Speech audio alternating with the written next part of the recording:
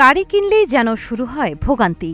উচ্চ নিবন্ধন খরচ, জটিল কর কাঠামো, বিআরটিএর নানা জটিলতা এবং সড়কে অহেতুক হয়রানির প্রতিবাদে এবার রাজপথে নামছেন দেশের গাড়ি মালিকরা।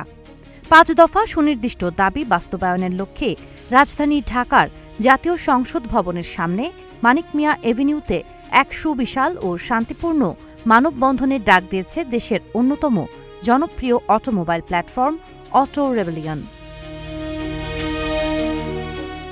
একটি দেশের পরিবহন খাত ও ব্যক্তিগত যোগাযোগের অন্যতম প্রধান মাধ্যম মোটরযান। তবে বর্তমানে গাড়ি ক্রয় থেকে শুরু করে সড়ক পরিচালনা প্রতিটি পদক্ষেপেই নানা ধরনের আইনি ও আর্থিক জটিলতার মুখোমুখি হতে হচ্ছে সাধারণ গাড়ি মালিকদের। সংগঠনটির পক্ষ থেকে জানানো হয়, এই দীর্ঘদিনের অসন্তোষ ও ভোগান্তির স্থায়ী সমাধানের লক্ষ্যেই তারা ৫টি মৌলিক দাবি তৈরি করেছেন। এসব দাবির মধ্যে রয়েছে অতিরিক্ত করের সংস্কার, বিআরটিএ সংক্রান্ত সেবা সহজীকরণ এবং সড়কে গাড়ি চালকদের অহেতুক হয়রানি বন্ধ করা।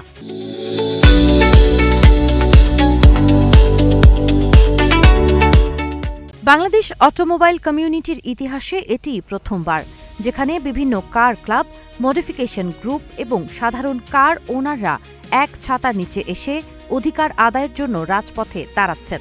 আয়োজকরা জানান, আগামী ২৪শে জুলাই শুক্রবার দুপুর ৩টা ৩০ মানিক মিয়া এভিনিউতে একটি রেকর্ড সংখ্যক গাড়ির মালিকদের উপস্থিতিতে এই ঐতিহাসিক মানববন্ধন শুরু হবে। সামাজিক যোগাযোগ মাধ্যমে ইতিমধ্যে এই ইভেন্ট ঘিরে ব্যাপক উৎসাহ উদ্দীপনা দেখা গেছে। আয়োজকরা আরও নিশ্চিত করেছেন, উক্ত কর্মসূচি সম্পূর্ণ শান্তিপূর্ণ ও সুশৃঙ্খল পরিবেশের মধ্য দিয়ে পরিচালিত হবে।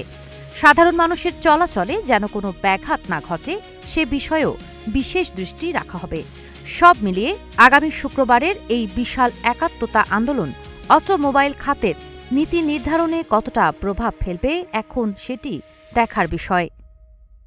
সাবা খান, নাগরিক প্রতিদিন।